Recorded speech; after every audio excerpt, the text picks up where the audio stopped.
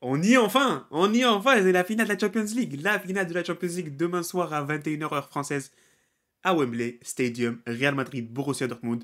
L'objectif, bien sûr, c'est la 15e, les amis. Ah, pour la quinté, on va le faire. Je le sens, les amis, on va le faire. Je suis tellement confiant que si on perd, je pense que je vais faire la coupe à R9.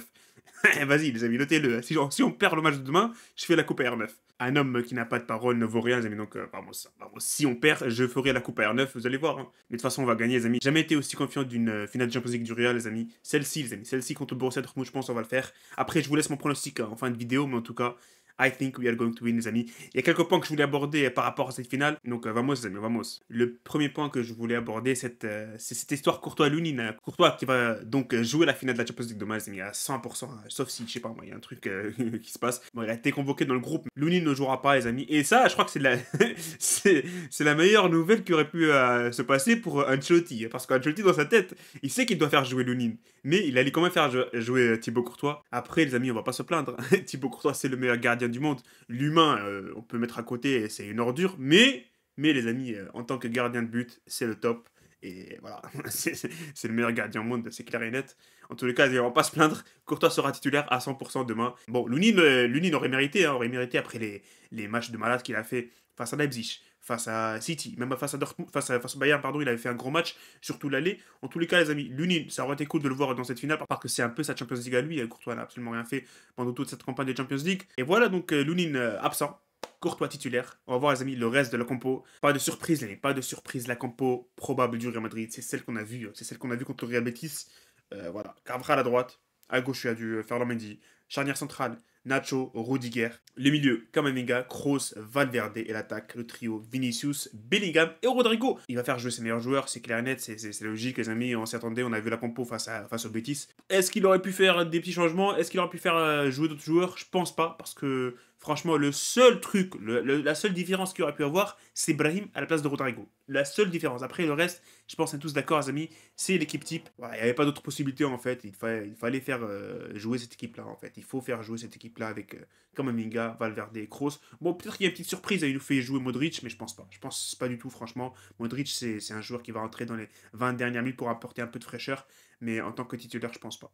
En tous les cas, on va rester à l'affût, les amis. On va voir s'il y aura des surprises dans la compo. Mais je pense pas que Ancelotti va faire un truc risqué. Il va pas prendre de risque. Il va faire jouer cette compo-là. La compo de base, celle qu'on a vue contre le Betis. Et c'est pas une raison anodine qu'il a mis cette compo-là contre le Betis. Bon, la compo probable du Borussia Dortmund, Kobe, Le Gaulle, Ryerson, Hummels, Schlotterbeck, Madsen, Emre Can, Sabitzer, Adeyemi, Brandt, Sancho et Füllkrug en pointe. Ouais, c'est ça, il n'y a pas de surprise en fait, il n'y a pas de surprise. C'est la compo du Borussia Dortmund. C'est la même, je pense, qu'ils ont joué avec contre le PSG à Paris. Bon, on va passer, les amis, aux 2 points qui nous restent, aux 3 points qui nous restent. Le match de Vinicius. Vinicius Junior, les amis, il a un match demain devant lui pour écrire l'histoire. Franchement, pour écrire l'histoire et pour vraiment passer un cap. Passer un cap, Vinicius Junior, il peut passer un cap demain s'il arrive à offrir au Real Madrid sa 15e Champions League. Parce que demain, Vinicius, s'il marque, déjà ça va faire 2 finales où il marque. C'est pas anodin, c'est pas tout le monde qui va faire ça. Il va gagner, les amis, beaucoup, beaucoup de place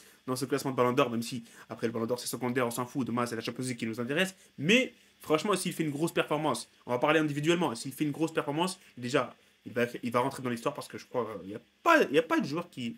Je sais pas, il doit y avoir un joueur ou deux qui ont marqué dans des finales consécutivement. Ça doit se compter sur les doigts d'une main, mais en tout cas, Vinicius, ses amis, demain, s'il le fait, il va rentrer beaucoup plus dans la légende du Real Madrid. Il a quoi? Il a 23 ans, Vinicius. Mais 2 finales, et s'il arrive à marquer demain et offrir au Real Madrid la finale de la Champions League, franchement, Vinicius, il aura fait, les amis, une masterclass. Demain, c'est un match pour l'histoire, pour ce joueur. Il y a ce statut de meilleur joueur du monde qui est un peu en bataille entre lui et Mbappé, mais personnellement, Vinicius, il est, les amis, loin, loin, loin, loin devant par rapport à Mbappé. On va pas parler de Mbappé maintenant, mais en tout cas, Vinicius, il est loin par rapport à ce qu'il a fait cette année et par rapport à ce que Mbappé a fait. Et pour moi, franchement, je pense qu'il va marquer demain. Il va nous offrir la Champions League. Après, on verra s'il y aura des surprises ou pas. Mais Vinicius, bye la Vini, bye la manière, bye la Vini. Le troisième joueur, qui est un peu en concurrence pour le Ballon d'Or, c'est Bellingham. Bellingham demain qui sera de retour à la maison, de retour en Angleterre pour aller chercher cette finale de Champions League. Et il va faire quoi? Il va jouer contre son ex. Il va jouer contre le Borussia Dortmund, amis. Il nous a rejoint cet été en provenance du Borussia Dortmund. S'il arrive à marquer demain face au Borussia et gagner à la maison, les amis, c'est un script de malade. C'est un scénario, franchement, un scénario à la Hollywood. C'est incroyable ce que peut faire Bellingham aussi demain pour écrire l'histoire et pour aller sortir l'équipe qu'il a ramenée au Real Madrid. Franchement, le storytelling, les amis, le scénario, c'est incroyable. Franchement, c'est incroyable. Et Bellingham, s'il le fait demain, il va franchement lui aussi. S'il marque un but demain, s'il offre au Real la Champions League, lui aussi, il pourra marquer des points pour le Ballon d'Or. Et pour le meilleur joueur du monde aussi, hein, parce il est aussi dans les débats. Il est aussi dans les débats. Voilà, il va jouer, les amis, dans son rôle de faux numéro 9 comme d'habitude. Peut-être que si le match est un peu compliqué, il va peut-être reculer d'un cran et mettre Rosselló en pointe. C'est à 0-0 au bout de la 70e, un truc comme ça. Peut-être que Ancelotti va s'aventurer et le faire. Mais on verra ce qui va se passer. On espère en tout cas qu'il n'y ait pas 0-0 au bout de la 70e. On espère qu'il y aura au moins. On espère que la Madrid mènera, les amis, au bout de la 70e. Et le match sera beaucoup plus facile à naviguer en tout cas. Jude Bellingham, lui aussi, les amis, il a son mot à dire. Hein. Il a son mot à dire pour la finale de la Champions League demain. Face au Borussia Dortmund. Face à l'équipe qui lui a tout donné. Après aussi, on peut parler aussi, les amis, des derniers matchs de Nacho, Kroos et Marco Reus. Les trois, ils ont aussi. Bon, Nacho et Kroos, hein. Nacho et Kroos, ils peuvent aller chercher une sixième Champions League. C'est incroyable. Une sixième Champions League individuellement. Kroos, sa cinquième avec le Real, et Nacho, sa sixième avec le Real. Les amis, c'est incroyable ce qui va se passer. Hein. C'est incroyable s'ils arrivent à chercher leur sixième Champions League. J'ai pas regardé les stats là, historiques et tout, mais en tout cas, je crois qu'ils sont seuls. Bon, après, avec Carvajal aussi, mais en tout cas, je parle des joueurs qui vont quitter le Real Madrid. 6, quand même, les amis. 6 Champions League. Il y a des équipes qui n'ont même pas eu une Champions League, donc c'est incroyable de se dire à quel point le Real Madrid les amis, a dominé sur les 10 dernières années. Et d'autre côté, les amis, il y a Marco Reus. Marco Reus qui aussi, lui aussi joue son dernier match avec le Borussia Dortmund. Et quel dernier match, franchement, pour lui, les amis. La finale de la Champions League face au Real, quand même. Hein, face au Real. Pour aller chercher sa Champions League, sa seule Champions League après le revers ils ont perdu en 2013. En 2012, 2013, je sais plus. Mais en tout cas, ils ont perdu face au Bayern. À Wembley en plus. Ils avaient perdu à Wembley. Et voilà, on va voir s'ils auront cet aspect de revanche. Ils avaient éliminé le Real en demi-finale pour aller passer en finale et jouer le Bayern. S'il le fait, franchement, bravo, il va écrire son histoire avec le Borussia Dortmund. Il va sortir de la meilleure des manières, voilà, par la plus grande porte possible. Mais voilà, on espère qu'il ne gagnera pas, on espère qu'il va flop, on espère qu'il va flop, les amis. Et la Champions League, elle, sera de retour à Cibeles. Il reste en pronostic pour ce Real Madrid Borussia Dortmund. Comme j'ai dit, je suis vraiment confiant, les amis. Je suis serein pour cette finale de Champions League. Franchement, je suis serein. Je pense qu'on va gagner et je pense qu'on va gagner 3-0. 3-0. Après, je sais pas. C'est un pronostic, les amis. Je jette un pronostic comme ça. C'est pas facile de pronostiquer des finales et tout.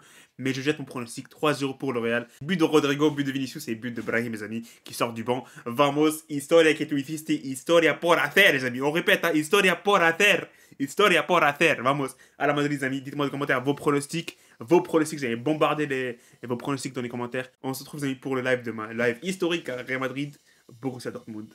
Vamos! Salut les amis et profitez des vôtres.